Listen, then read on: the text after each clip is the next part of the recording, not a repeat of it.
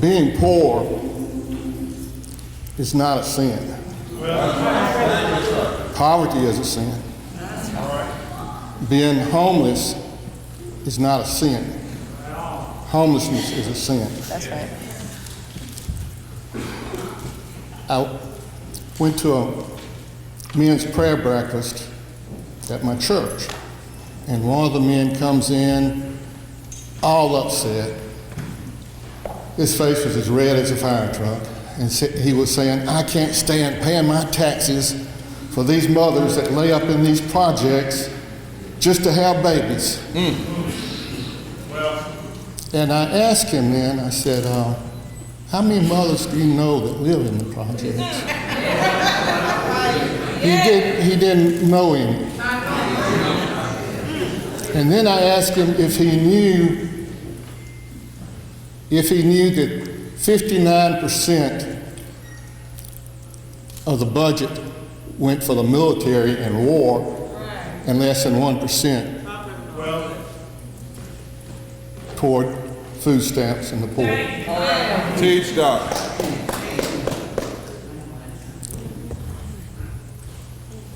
Homelessness in this country is going to continue to get worse unless we do something about it.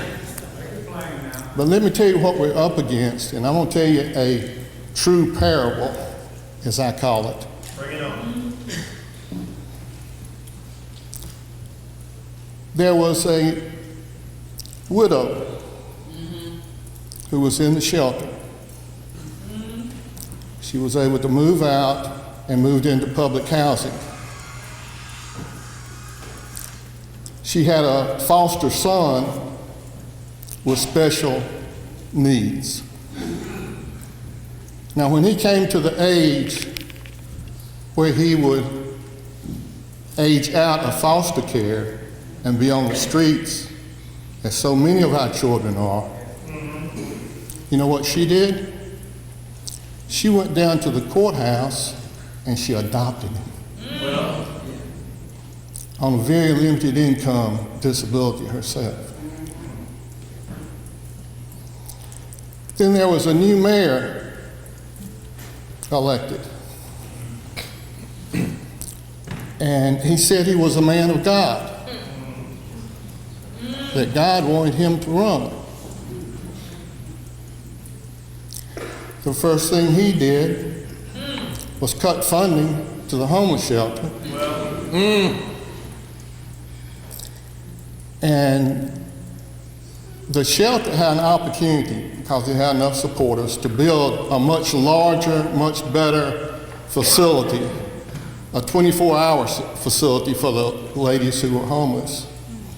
All they had to do was secure the plot of ground to build it on. Now, this leader of the city sent his people down to outbid the shelter. So the women are still in cramped quarters. It gets worse. A lot of the homeless, the men especially, live out in the woods. That's right. Behind the GM&O terminal in Mobile, there was a plot of woods out there that the homeless had stayed in for years and years. Now, the leader of the city didn't want any homeless downtown, period. It was like, if you become homeless, you lose your rights as a citizen.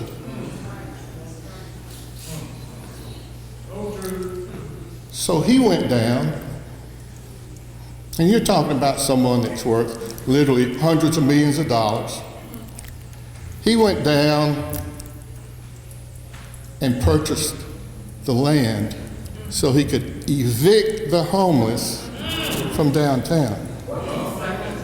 Now, folks, that's another reason we need this Poor People's Campaign.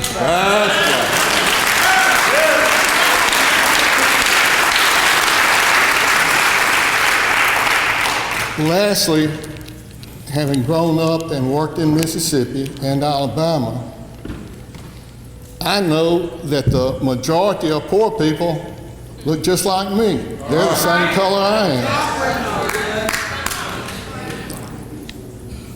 And once we, with the Poor People's Campaign, start reaching out to them and building relationships, then we can have this revolution of moral values that we so need. Amen. In the name of the Father, the Son, and the Holy Spirit. Amen.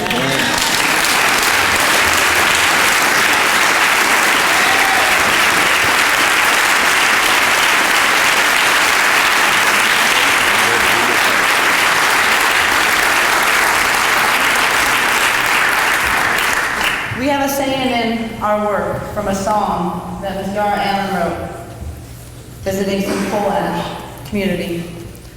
Somebody is hurting my brother, and it's gone on far too long. All right. And we won't be silent anymore. So now it is my great honor to have a chance to introduce the Reverend Dr. William J. Barber II, consecrated as bishop by the College of Affirming Bishops and a leader of our whole movement. So let us give great thanks for Reverend Dr. Barber.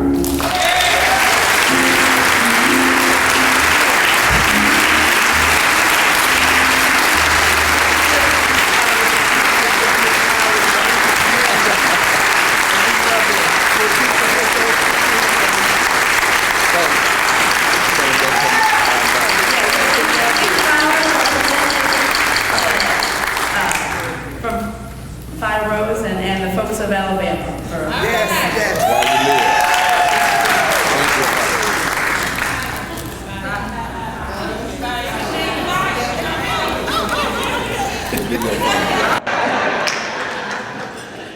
Somebody's hurting my brother, and it's gone on far too long, and we won't be silent anymore. And that's what this campaign is about. It's about us not being silent anymore.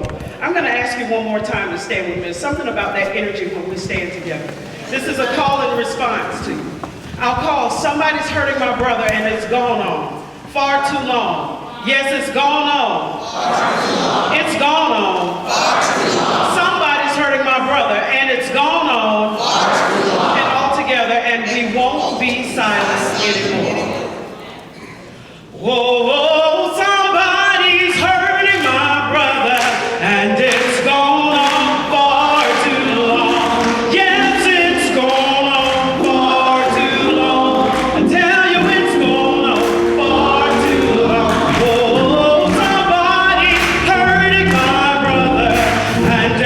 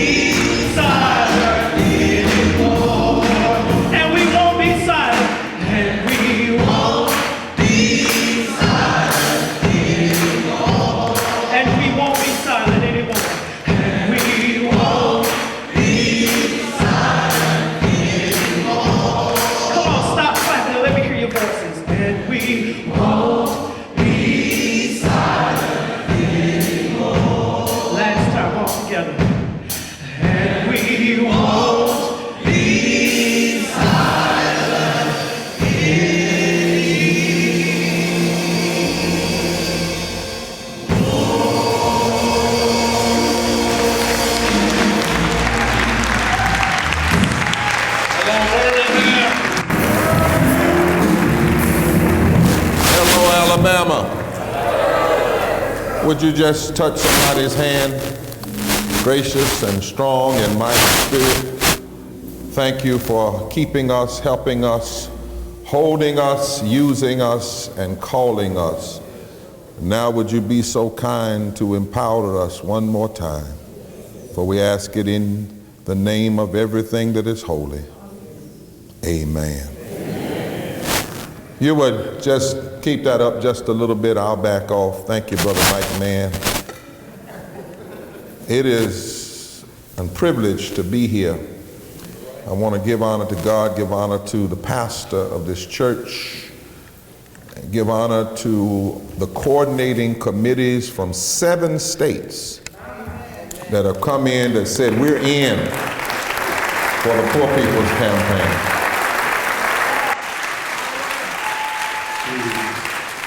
The great team of organizers and EDs and Strategic Alliance individuals, to the co-chair, Reverend Dr. Liz Theo Harris,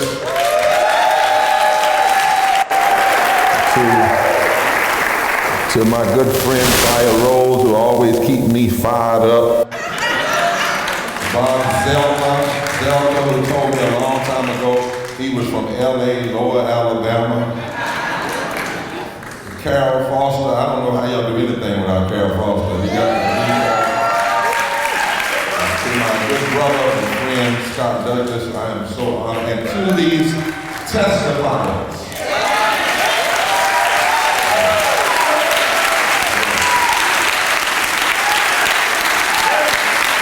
Hallelujah. There are thousands of people watching right now by live stream. Just wave your hand, thousands. We have as high as 50, sometimes 60,000 people across this nation watching, and they testify to the nation. And it is important that we put a face on these issues. The Bible says in one place, if you remove the yoke from among you, if you offer your food to the hungry, and this was talking to a nation, if you pay people a living wage, Isaiah 58, then your light shall rise in darkness, and you will be called repairers of the breach. The Quran says in one of the 9th divisions, the believers, both men and women, are in charge of and responsible for one another. They all enjoin the doing of what is right and forbid the doing of what is wrong. To my Muslim brothers and sisters, assalamu alaikum. Then there is a text that is honored by Jews, Christians, and Muslims. It was spoken by that brown-skinned Palestinian Jew that I follow named Jesus.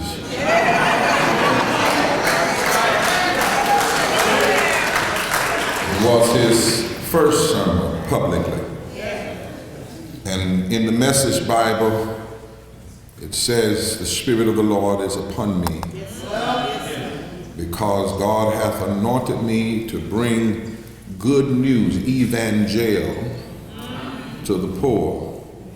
He has sent me to proclaim release to the captive and recovery of sight to the blind, to let the oppressed go free, and to proclaim the year of the Lord's favor.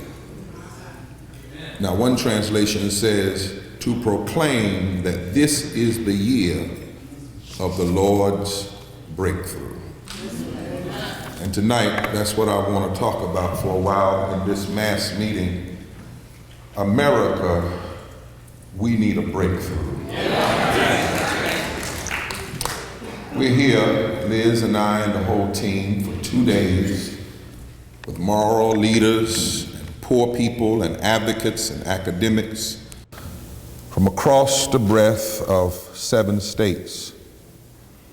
This is the 14th of 15 regional trainings across this country, bringing together courageous, conscientious colleagues in more than 30 states, 25 of which in the District of Columbia, will be committing to the Poor People's Campaign a national call for moral revival. After Birmingham, and folk will hear from South Carolina and Mississippi and Tennessee and Arkansas and Louisiana. After Birmingham, we go to D.C. and we announce on December the 4th. We're coming together across all kinds of divides. The movement is gaining such respect that this week on Tuesday, I and a group will be flying to Rome to lecture at the Vatican and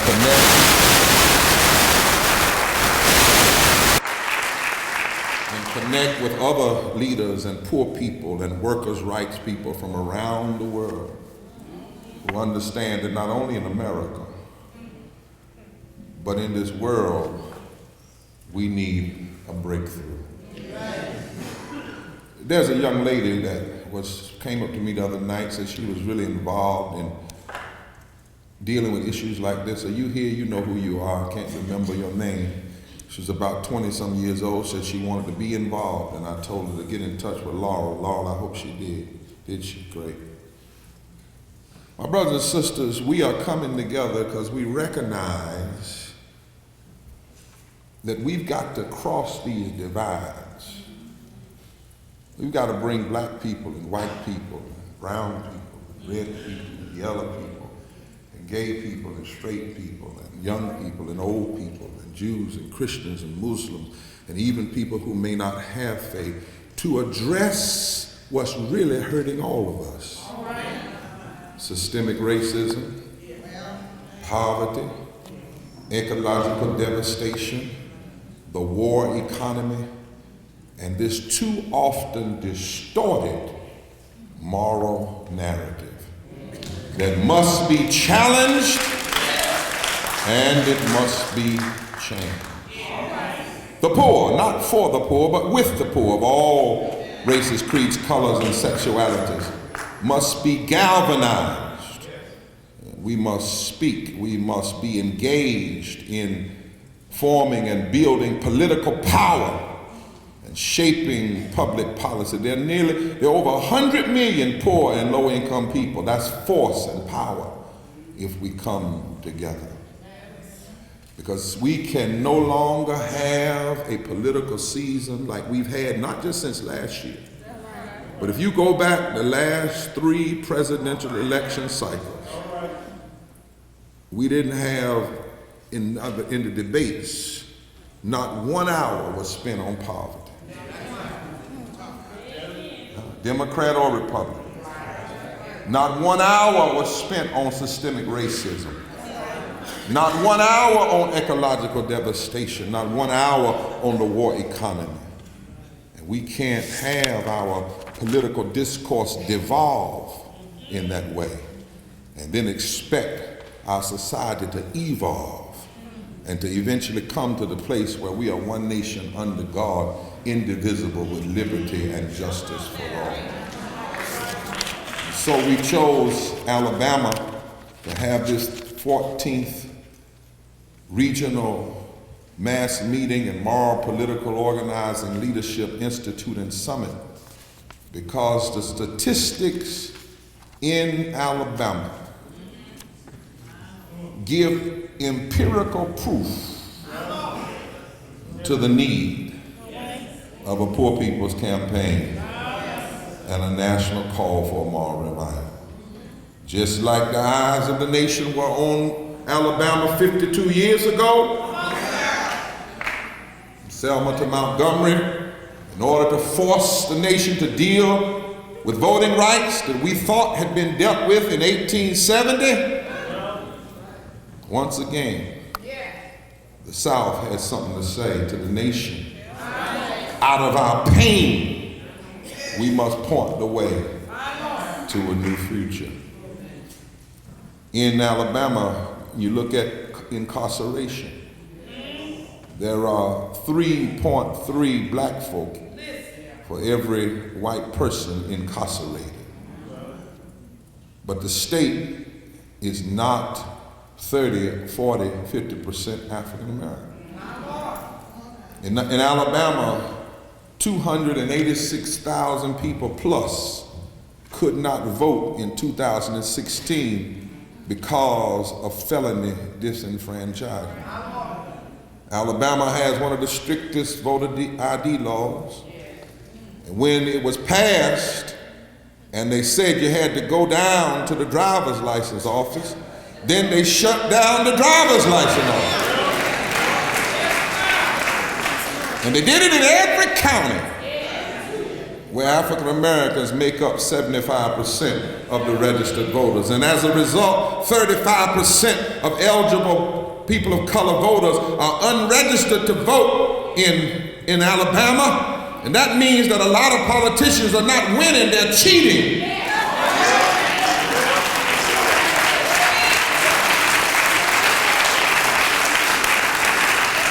Now, I want you to know last year I was with Fire down in Selma doing the commemoration, and I got put out of church, Reverend Pastor, because some people came to the Selma celebration and your Secretary of State came, and I don't know who invited him, it wasn't my business, but when he came to the podium, he started lying.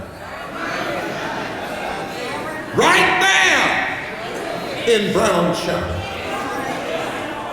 Right there where the blood still stains the woodwork, right there. Right there where the martyrs left and were beaten and came back. Holy ground. And he came in and lied on holy ground. And he said, in essence, that the voter ID was a result and a victory of the civil rights movement. Yes, it did. And I waited for somebody to say something. I don't know how y'all do down here in Alabama, but in North Carolina, you can't be lying in church.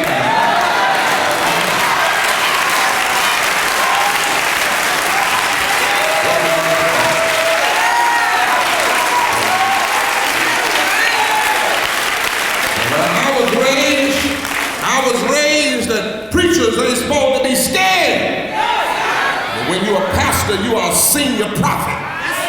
And the Bible says in 1 Corinthians 14, you can get up and talk if you want to. But in the church, the senior prophet has the right to say, wait a minute. What you saying doesn't meet the test of the Holy Ghost. I waited for somebody to say something. I don't know why folks were scared. Fire was outside. I know that she'd have been in there. She was outside tearing up the man's posters, trying to get people. Had these politicians who came down from D.C. to say they honor what happened 15 years ago, but they're dishonoring it today because they won't fix the voting rights. I said, wait a minute. You can't let folks just walk up on holy ground. And so I sat there another 10 seconds, and then I heard a voice, and it wasn't from heaven, it was Bob Zelda from the balcony. It was through him, but it wasn't from him. Bob Zelda stood up in the balcony of a predominantly black church and said, liar! And I got mad, I said, ain't no white man got no business coming in the black church and speaking up loud enough.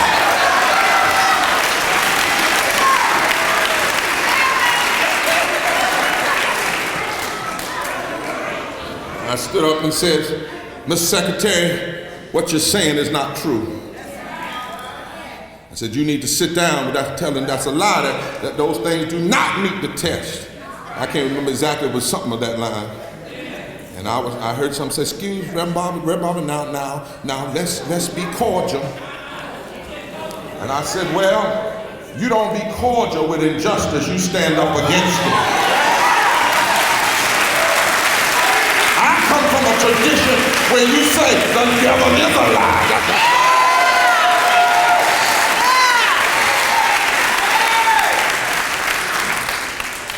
So they put me out. And about 50 or 60 of us, and we went out there with fire and finished tearing up the signs. Amen. In Alabama, 13% of all Alabamans live in poverty. I said 13, that means white and black. 24% of all children in Alabama, white and black, Latino, live in poverty. There are 30,000 homeless children 6 years and under. 26% of children, not black children, are food insecure. All these folk claiming they love Jesus and they love the 10 Commandments. I wish they would come on in the New Testament and love the Beatitudes and love Jesus. Alabama doesn't have a minimum wage. Living wage for single adults is $10, but living wage for two is $15. And all living wage means is you can eat meat twice a week and drive possibly a used car. Medicaid expansion. You got all these folk running, saying they're running because what they call it? Conservative Christians. Ain't no such thing. You either Christian or you're not. I'm a conservative Christian. I'm a liberal Christian. I'm a liberationist Christian. I'm a theologically evangelical, conservative, liberal, biblicist Christian. In other words, I know Jesus. You got these folk claiming to be Christian, but then they block the Affordable Care Act. They call it Obamacare to racialize it. Have y'all seen that video where the guy, they asked him, said, well, how do you like Obamacare? He said, I don't like Obamacare. They said, well, what kind of health care do you have? He said, well, I have the Affordable Care Act, but I don't like Obamacare. Malcolm would call that being bamboozled. You got 435,000 people that would be covered if this state had expanded Medicaid, and most of them are white. Poor working white, and many of them are former veterans. Alabama, Lord help, because North Carolina, Alabama is losing $14.4 billion over the next decade because you refuse to expand Medicaid simply because some folk don't like a black president. That's because otherwise it doesn't make sense. It doesn't make sense now. Because it wasn't even his idea, it was a white president's idea, Theodore Roosevelt in 1912. And the majority of the people getting hurt are poor whites. 20.3% of the folk under 65 years old and below, 138% of the federal population do not have health insurance. And yet you have all these folk claiming they have the religious values. Well, when I checked, if Jesus did anything, he gave people free health care.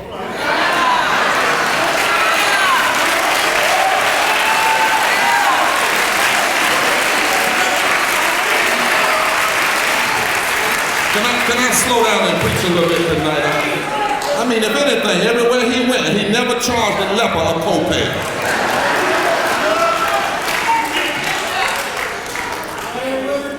In Alabama comes the ecological devastation. Coal mining is a threat.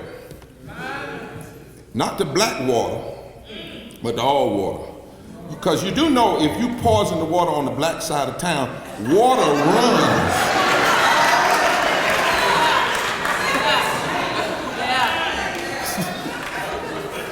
I mean, it's funny, but it's sinister. If you poison the aquifers, then the aquifers don't stay on that side of town.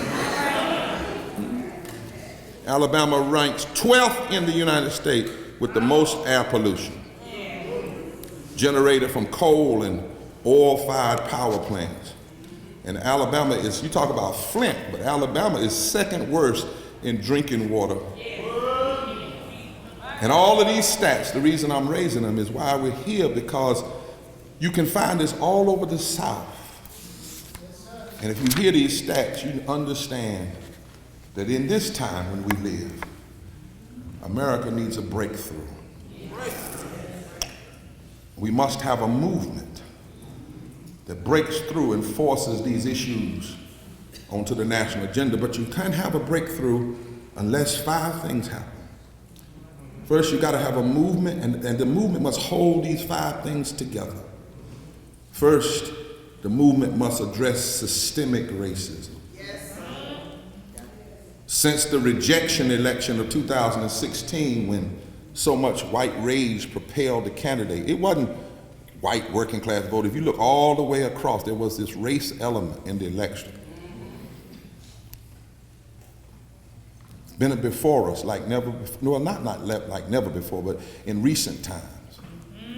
But the problem is, every time we want to deal with systemic racism, something happens. Like, our national conversation about racism has become confused since Charlottesville because of this debate about where there's some good people on both sides. Now, every politician in America that condemned hate after Charlottesville, every politician that had any sense condemned hate immediately. The president stuttered about it, which says a whole lot there. But we down south have got to help the nation deal with racism. See, because we know that racism is not necessarily about hate. See, down south, we know people can be around you. They just don't want you to be above them. They can actually be pretty friendly. No, they don't even want you to be equal with them. And as long as you stay in your place, they'll actually say, hey, uncle. Hey. Racism ain't just about... Richard Spencer, the white supremacist nationalist who actually went to Duke for a while, studying a PhD, he didn't finish, but he went back to Charlottesville a few weekends ago, and he said, we come peaceably. Racism isn't about whether or not you have a black friend, or whether or not you kissed a black baby at a hurricane shelter.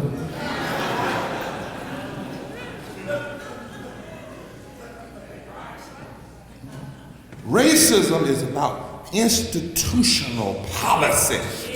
Racism is about power. Let me see if I can make this live.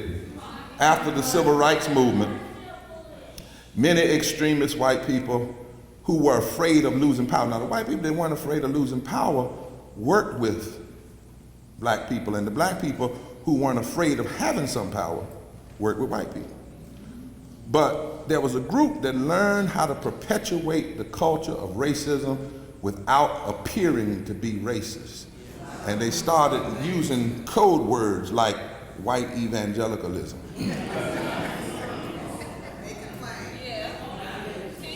The scholars call it dog whistles.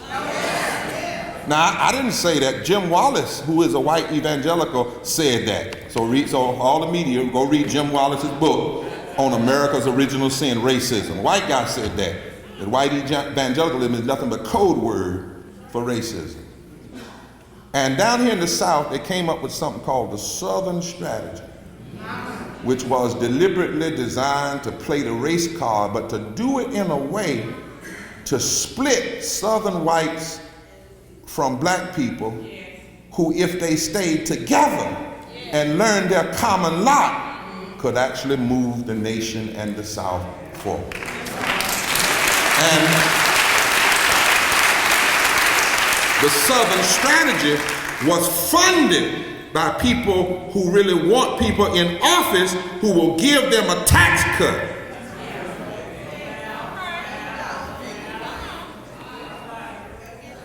In fact, it was GOP strategist Lee Atwater.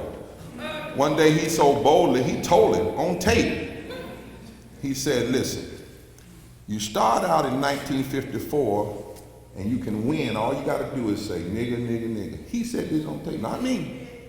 This is a white guy. And then he said, by 1968, though, you can't say nigga because it'll hurt you. So you got to learn to say new stuff. So you talk about forced busing. You talk about states' rights. And then you get real abstract and you talk about cutting taxes. Now, all of the stuff you talk about, it sounds like it's economics. It's not interpersonal, it's economics. But the byproduct of the policies is that blacks get hurt worse than whites, and whites end up being fooled to blame blacks for their problem.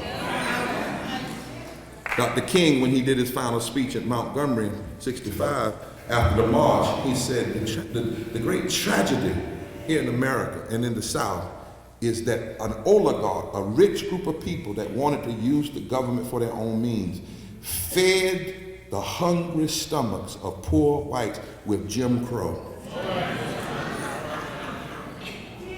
Not answers to their poverty, and caused them to turn away from building the kind of coalition with black, brown, and other whites that could change the nation. So the target of the Southern strategy was first the old Confederacy, the 13 former slave states.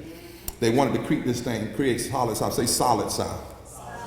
And they wanted a kind of politics that would ensure that a majority of Southern whites would resist and repel any fusion political alliances with African Americans, even if it made sense. They wanted a politics that would keep folk away.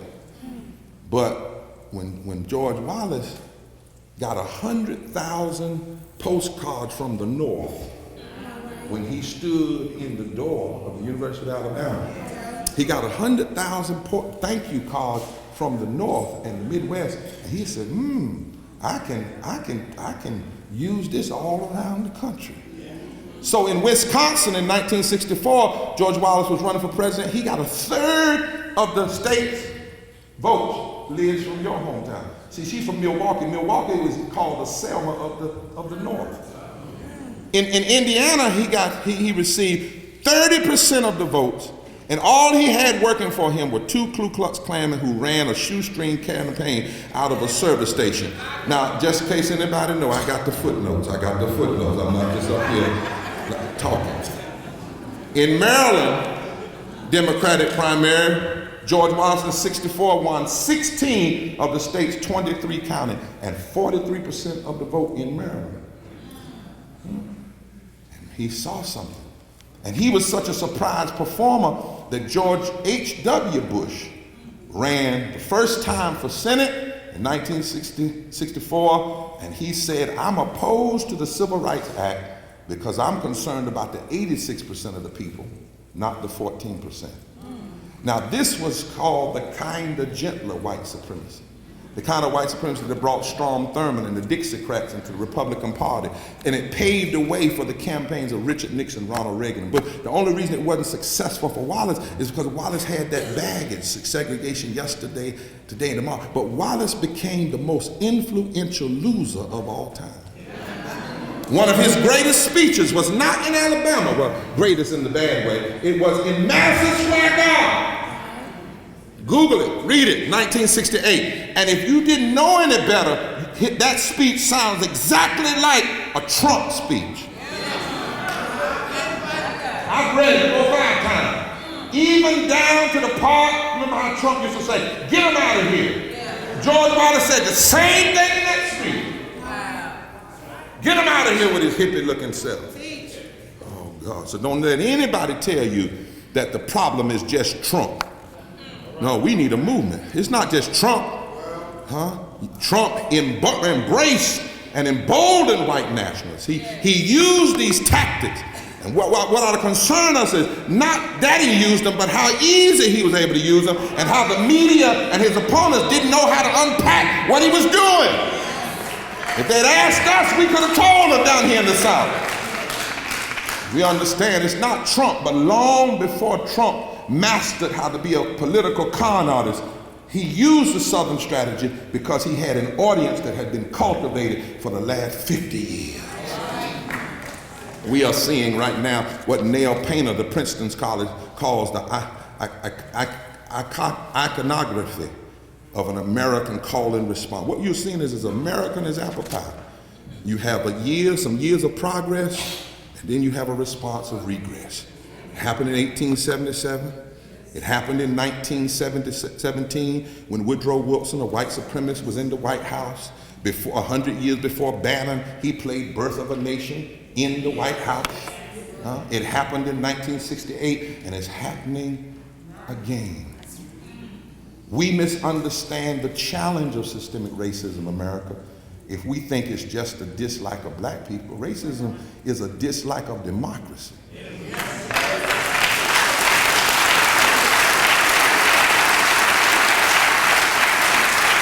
And systemic racism is so cancerous that you can be black and be a white nationalist.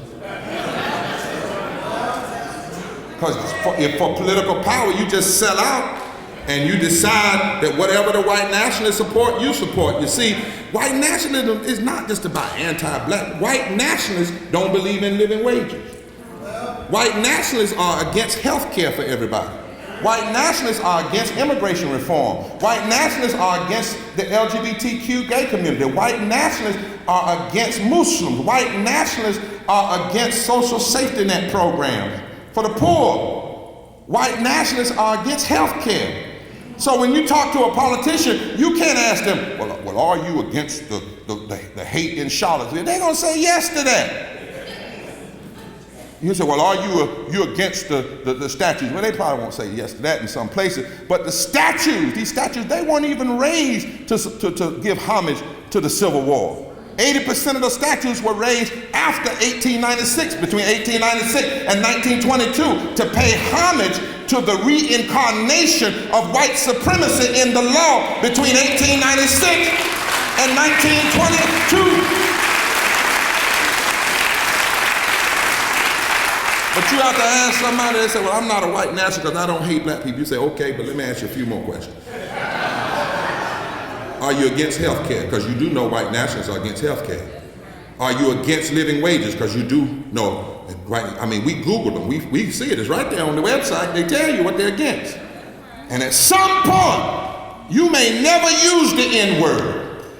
You may never call a black person out of their name. You may never march with the Klan, but if your policies line up with white nationalism, now I don't know, but my grandmama taught me, if you quack like a duck,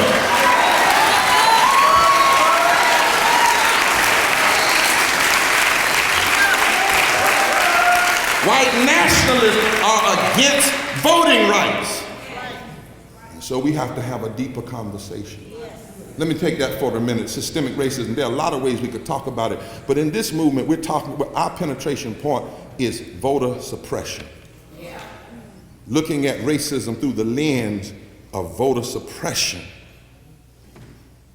Policies that you can empirically show the disparate impact.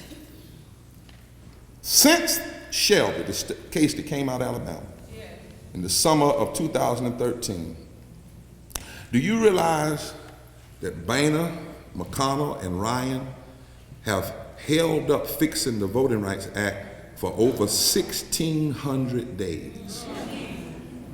Now, let me put that in perspective. They used to call Strom Thurmond a racist, right? Strom Thurmond only filibustered the 1957 Civil Rights Act for 24 hours, one day. Can I teach in here tonight? I might holler in a minute, but can I just teach? Now, 1,600 days, Scott, is a modern day record of interposition and nullification. And because of it, this is all before Trump now. Forget about it. This happened before Trump, right? And because of that, in this election we just went through, there were 868 fewer voting sites in the black, brown, and poor white community than there were in 2014. 22 states have passed voter suppression laws since Shelby. Those states make up 44 senators and 50% of the United States House of Representatives and 54% of all the black votes in this country. Now, 22 of those states are the 13 southern states. Every one of them have passed some form of voter suppression. And what people often don't know is they write off the South bar. I get so tired of progressives writing off the South because you don't understand the math. You see, the reason you have all this voter suppression in the South is because if you can control the 13 former Confederate state, from Maryland to Texas, you can control 171 electoral votes. Walk with me now. You only need 270 to be president. So if you can control just 13 states, you have 171, which means you only need 99 from the other 37 states. That's the power of the South. That's why it's always been a battleground in politics. That's why we can't write it off anymore. If you control the 13 former Confederate states, you control 31% of the House of Representatives. You only need 20% from the other 37 states. You control 26 members of the United States Senate, which means you only need 25 from the other 37 states to have a majority. That's racism. Racism. And it's been 1,600 days. We talk about Trump won Wisconsin. First of all, he didn't win. He lost by 3 million votes. He got in because of a college that most of us can't get in, called the Electoral College. You can't even get in there if you're a valedictorian. I mean, and it's a holdover of white supremacy. That's where that comes from. But we talk about he won Wisconsin, your state, Liz. They said he won by 20,000 votes. Well, there were 250,000 votes suppressed in Wisconsin. 250,000, 250,000. And this, my friends, is the election hacking that nobody really wants to talk about. Because to talk about it would mean we'd have to talk about systemic racism. And America still doesn't want to really have a conversation about racism. They'd rather talk about Russia than talk about racism. Yes, Russia did something, but racism, systemic racism, and voter suppression did something long before Russia.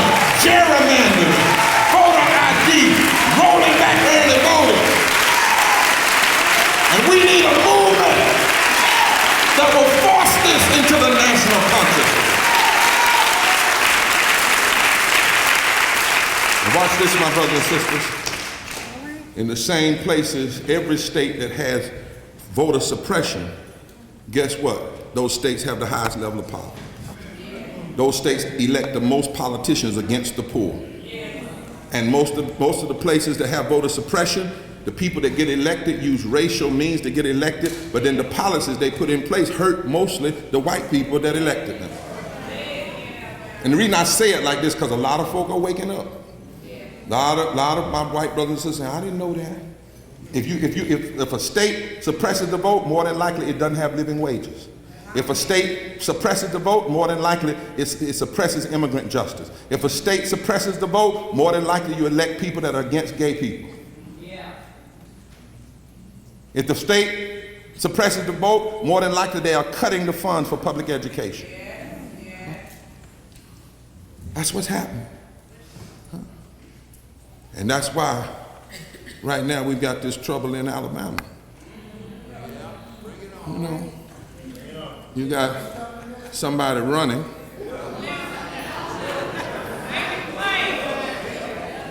and he's running on these wedge issues. You know, I'm against immigrants. I'm against gay people. You know, I'm for gun rights. And he's running, right? But in reality, those are wedge issues. I'm teasing you, and now I'm gonna talk about that in a little bit. Voter suppression. Because if we're gonna have a movement, we also gotta have a movement that will address poverty. The unjust, immoral attacks on the poor. This is the richest nation in the world. And yet 1/3 of our population is low income or poverty. In the richest nation in the world, 400 families make an average of $97,000 an hour, while we are locking people up who want 15. And then when you have a city like Birmingham that votes for 15, the legislature then overturns it. There are 250,000 people that die in America every year from low income, not from heart attacks, not from strokes, not from diabetes, from low wealth. 62 million Americans, 62, make less than $15 an hour.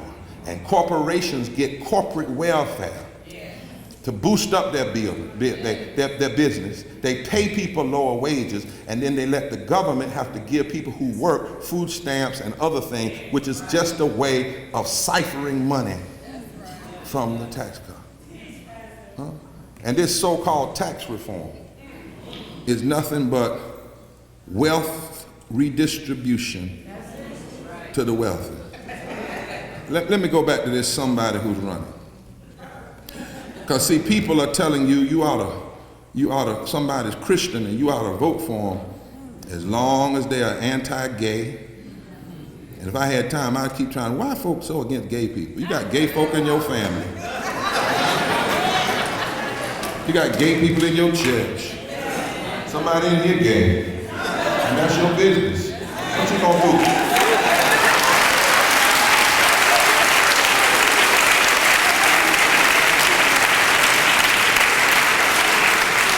Black folk, you know we ought not to be nowhere near that, hating people, allowing people to come in our community and make us hate people, and the same people that hate them hate us. Come on, man.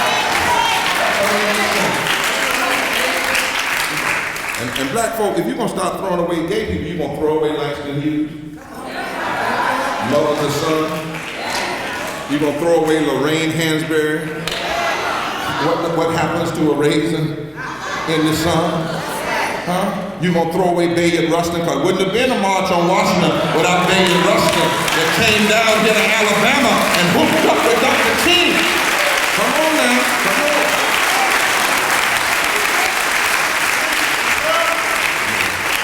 And if you hate on gay folk too much, it's really your issue. You're just struggling. That's what it really is. You ever notice that? You ever notice that all the preachers that always preach, my grandma said, if a preacher preaches about something he claims to sin more than 3 weeks in a row, it ain't nobody else's struggle.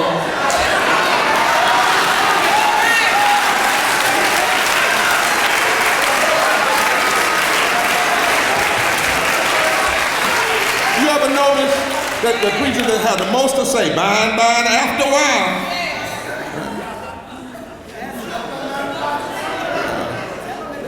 but here's the deal. They want to tell you that as long as they're anti-gay, as long as they're anti-Muslim, as long as they can wave a gun, ain't that kind of crazy, waving a gun at a political rally. What his name? What's that guy? Oh, Moore. Yeah, waving a gun. Yeah. And as long as he's anti-immigrant, he's the Christian candidate. Now, what they're not saying is that none of that is going to help poor folk. Hating gay people is going to help the poor folk, among which the most are white in Alabama. Waving a gun, being against immigrants. You know, if you were to pull immigrants out of this country and the amount of money that they pay into the system and Social Security taxes that they never recover, the system would implode. This is a country of immigrants, right? Yeah. None of that. Putting the 10 Commandments up is not going to put bread in your oven. Just not. But they say vote for him, watch this, because we need him to do 2 things. We need him to, he might have these issues, and I'm talking about way before the recent accusation, right? But he'll vote for the tax reform, and he'll vote to change the courts. And I thought about it, I said, well, what in the world? So the courts you want to vote for because you want the courts and you want tax reform. So that sounds like, to me, there's a puppet master somewhere pulling the strings, right? And trying to make poor folk, and some black folk, you got some black folk around here. Saw a couple of them the other day. Standing behind them, I don't like gay neither. Just keep watching, y'all. Just keep watching. And that's but I'm saying, why are you gonna fool people with this stuff? Somebody needs to teach. Did you know that the very tax cut bill, Liz, they're talking about will cost $1.5 trillion? Actually, last night they said 2.2 or $3 trillion. And then if you just do just a tad bit of reading, and you'll find out that that's the same amount that they want, the Republicans want to cut from Medicaid and Medicare. So you rob the bank and then say the bank is broke. They want to cut they want to cut the estate tax, and that will cost $170 billion. And by the way, that's about the same amount they want to cut from education, job training, and social services. And every one of those things, Medicare, Medicaid, Medicare, education, job training, social service, going to hurt in raw numbers more white people. Now it's going to hurt more black people in the percentage of the black race, but it's going to hurt more white people. And it's time out for us letting white people and some black people and until being fooled when we actually need to be together. This is about tax cuts for the wealthy. In fact, don't I tell y'all this? They don't want y'all to know this. Shh, be quiet. What those guys in the Congress that elected, and the reason they won't, what's that guy's name? What's the guy's name that they won't turn it loose no matter, what's the matter? They'll look past accusation of pedophilia and still vote for him. What's his name? Oh, I just want to make sure y'all knew the name. I mean, I'm not trying to tell you who not to vote for, but I'm just trying to say, shh, listen. What they're not telling you is that Alabama can't survive without federal tax dollars.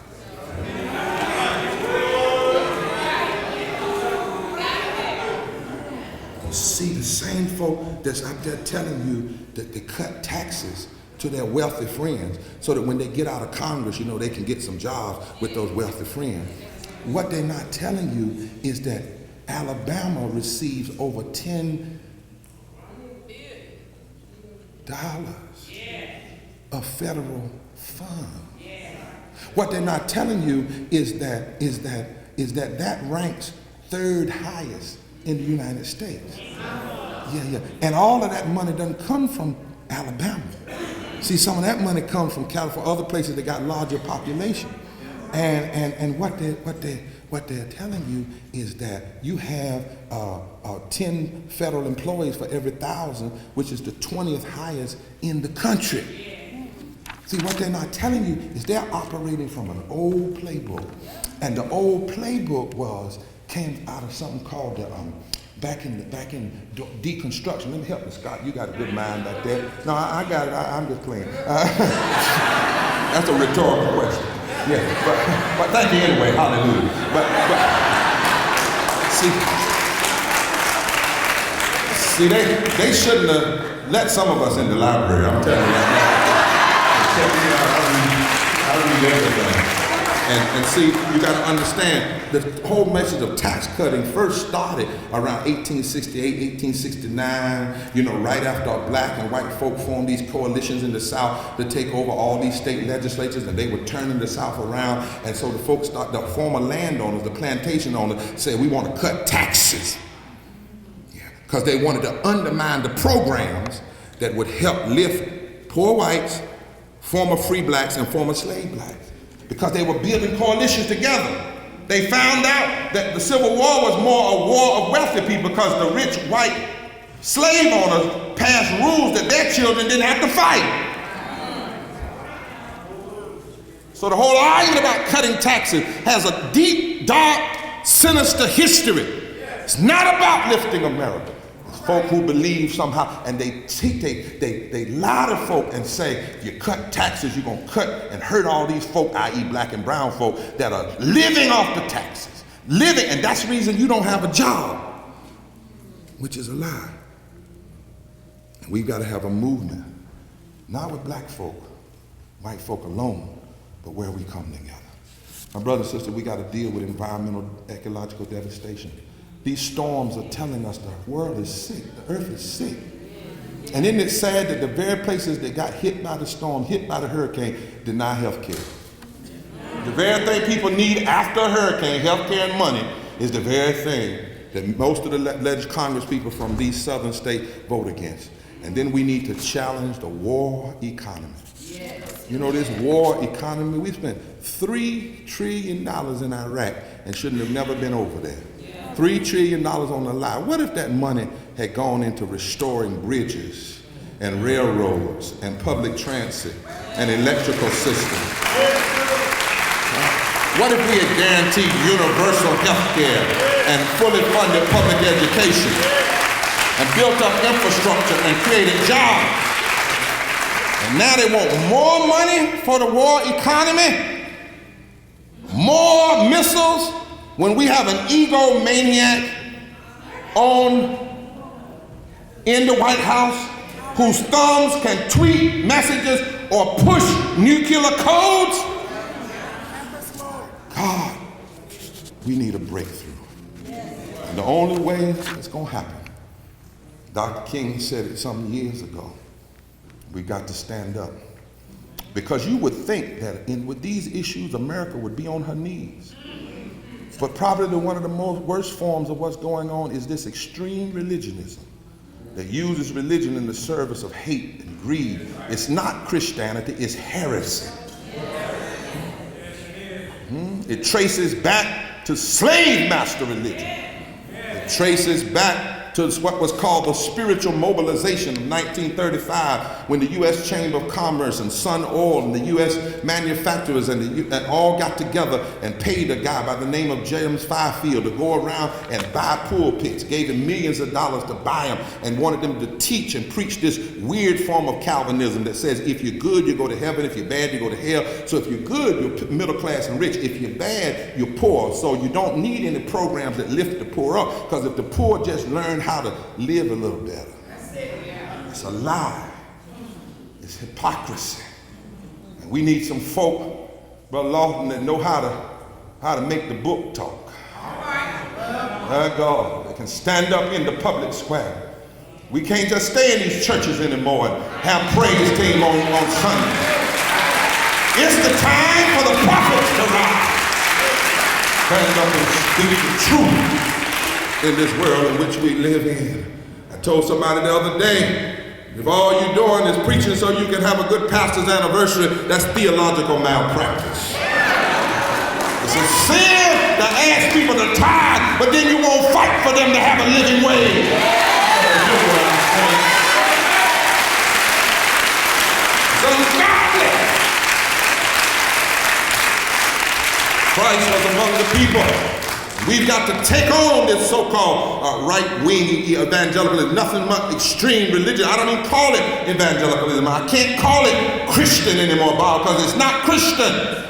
It's not rooted in love. It's not rooted in justice. It's not rooted in mercy. And it's not even rooted in the Word of God, because most of the stuff they talk about isn't even in the Bible.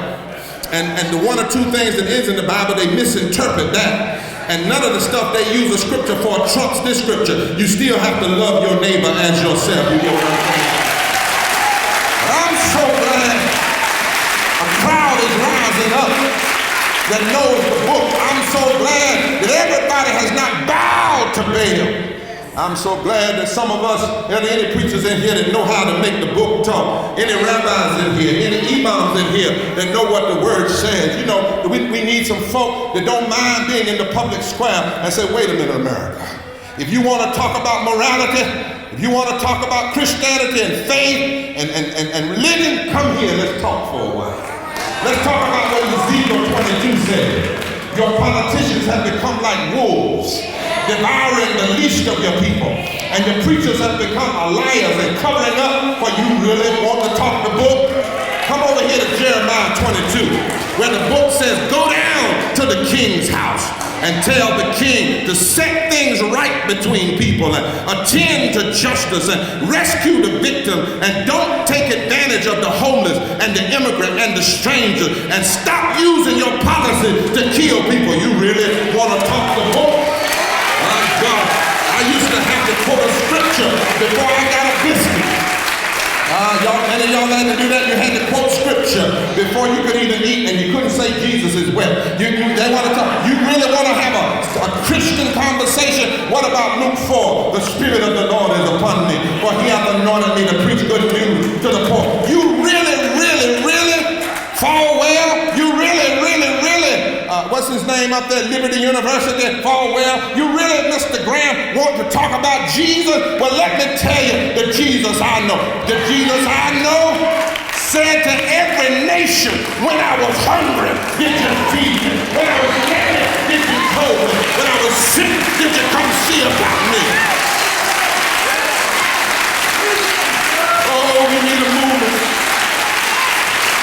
We need a revival, a model revival that will declare that faith that says nothing and does nothing when people are treated like things and corporations are treated like people is nothing but hypocrisy.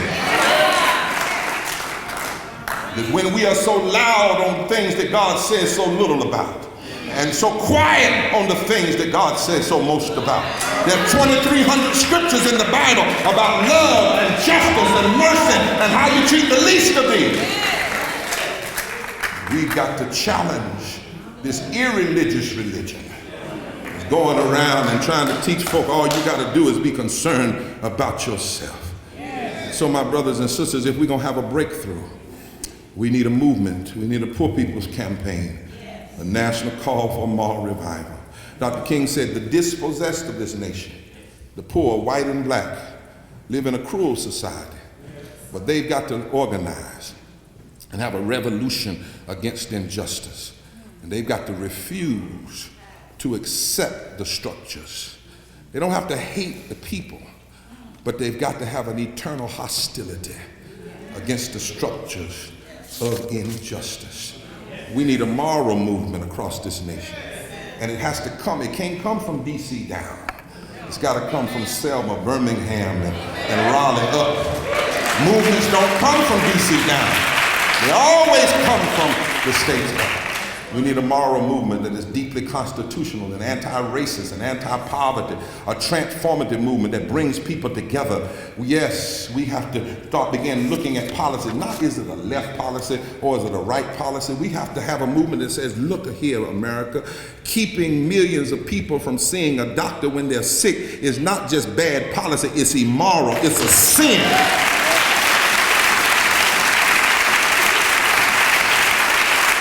When you kick hard-working people down and refuse to pay them a living wage, and then you give tax cuts to the wealthy, that's not just bad policy, that's immoral, that's a sin. And you refuse to fully fund public education, that's a sin. It's immoral. We've got to tell this nation, we've got to show this nation that alleviating disparate unemployment and poverty is a moral issue. Labor rights, that's a moral issue. Affordable housing is a moral issue. Safety nets for the poor is a moral issue. Just policies for immigrants and stopping mean-spirited deportation is a moral issue. Critiquing warmongering is a moral issue. Equality in education and ensuring that every child has a high-quality, well-funded, constitutionally diverse public education and access to college, that is a moral issue. Caring for the environment, a moral issue.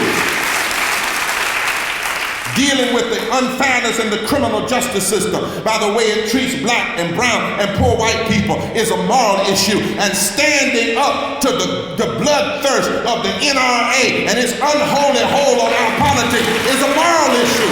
Voting rights, moral issue. Women's rights, moral issue. LGBTQ rights, moral issue. And equal protection under the law is non-negotiable. It is a moral issue. Hallelujah.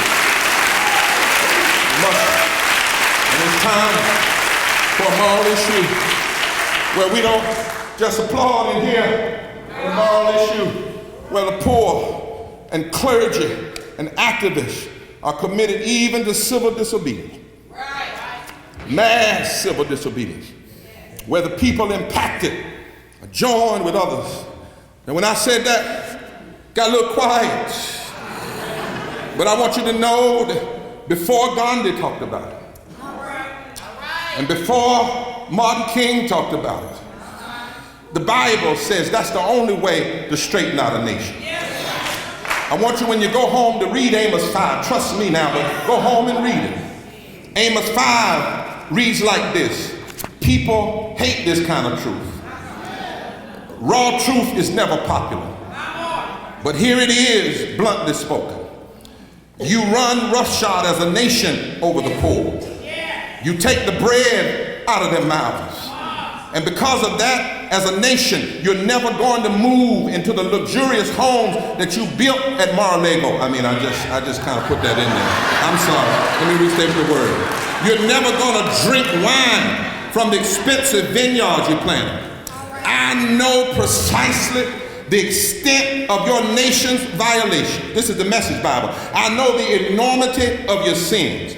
As a nation, you bully right living people. You take bribes on the right and left, and you kick poor people when they're down. For some people, it seems like justice is a lost cause, and evil is epidemic, and sometimes decent people are throwing up their hands. I need a remnant that will seek good and not evil.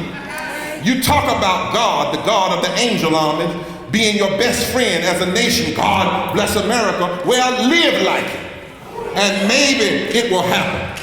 I need somebody that will hate evil and love good. And listen what the scripture says, verse 15, and work it out in the public square. Not at the altar, but in the public square. And if I can get somebody to go into the public square, if I can get a remnant, I don't need everybody, God says. If I can get a remnant to go into the public square, then maybe God will notice what you're doing. And so verse 16 says, God said, go out into the streets and start crying. Yeah. Go out into the streets and cry. And not only do you cry, but fill up the malls and fill up the shops with cries. I need a people that don't mind weeping in public. I need some folk that don't mind testifying in public and telling about your pain. I need a remnant. That's all I need is a remnant, God says, that will empty the offices and empty the stores and empty the factories and empty the workplaces. And God says, and when I hear you crying in the street, then God says, I'll come and make a breakthrough. Could it be that God can't move until we move? That's all I've come by to tell you. It's time for a breakthrough. We've got to break through these shiny objects. We've got to break through all of this tweeting. We've got to break through this bad theology. We've got to break through the hate until every child is educated. We've got to break through until the sick receive health care and the poor are lifted and voting rights are secure. We want a democracy where we're truly one nation under God, indivisible, with liberty and justice for all. We want a nation where people with power serve and rather than seek to be served. We must have a breakthrough. And that's why we're coming together, brothers and sisters, because we have divine instruction that the rejected have to lead the revival. Is anybody in here ever felt rejected? Because you're black, because you're poor, because you're gay, because you're brown? The rejected must lead the breakthrough. Now, we might not change everything next year, but we got to start changing the narrative. And that's why we want 40 days of civil disobedience and direct action. 40 days in 25 states and the District of Columbia. 40 days where we walk into the state capitals and we walk into the office of Ryan and McConnell. 40 days girded and undergirded by an audit with empirical data and stories that tell what's really going on. I just need to know, is Alabama in? We need 40 days.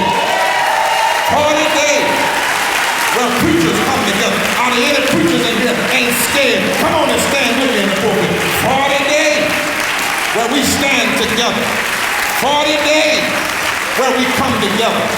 Not to save a party, but to save a nation. Can you imagine if on Mother's Day next year CNN has to report? Can you imagine? Look at them coming. Listen up, and I'm through. Can you imagine next year CNN has to report breaking news from Montgomery, Alabama. Fire Rose and some other folk, white and black, going in the legislature.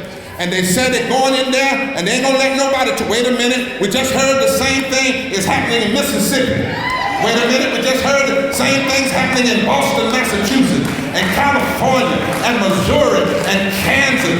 What if 25,000 people? We need 1,000 people per state that are willing for 40 days to engage in nonviolent mass civil disobedience around an agenda addressing poverty and racism and ecological devastation and the war economy. It's never happened in the history of the country. They did have the Poor People's Campaign in '68. They killed Dr. King, but the campaign went on, but they only wanted 3,000. What if we get 25,000? Black and white and brown and red and young and old and gay and straight and Muslim and Christian and Jew, and even those that don't have a religious faith, but they act more religious than some of the religious people I know.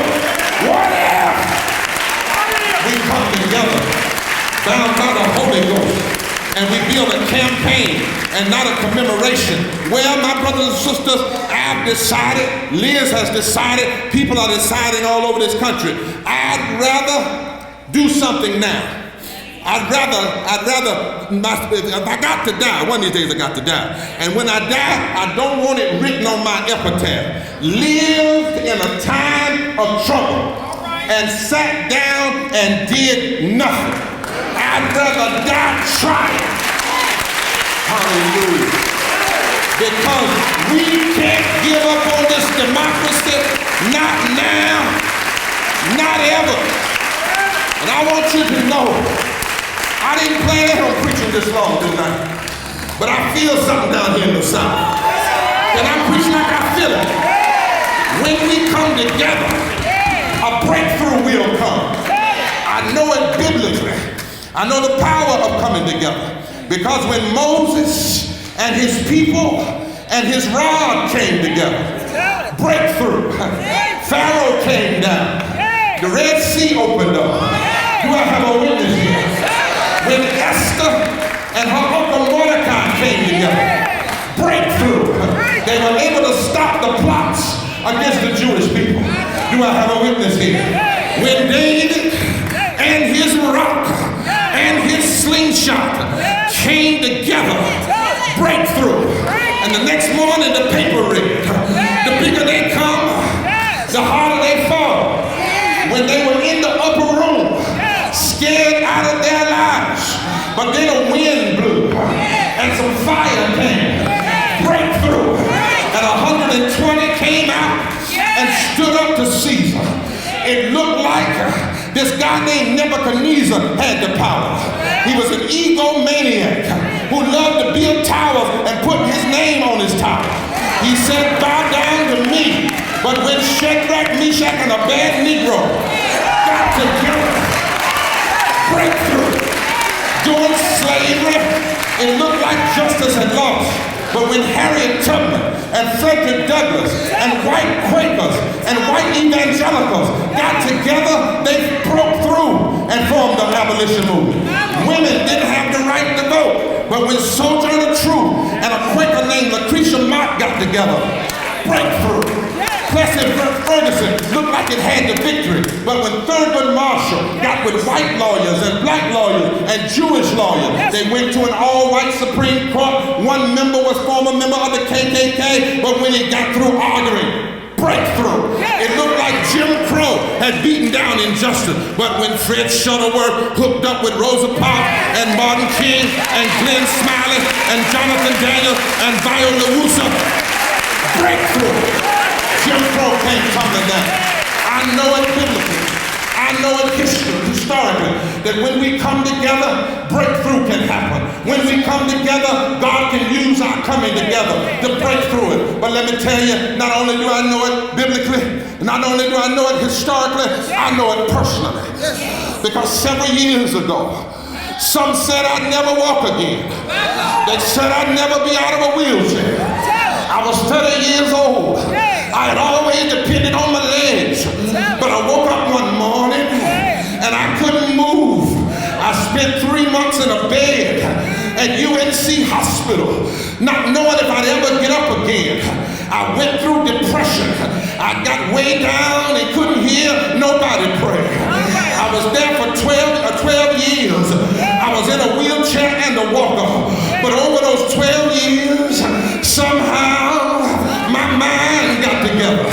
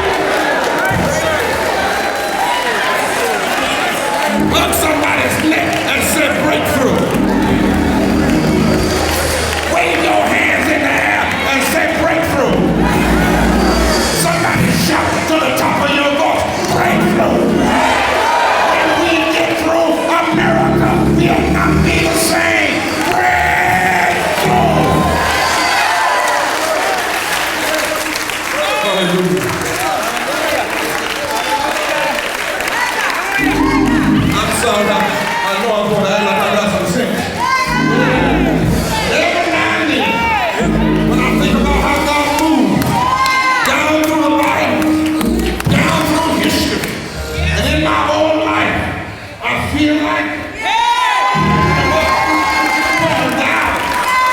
God will send a breakthrough.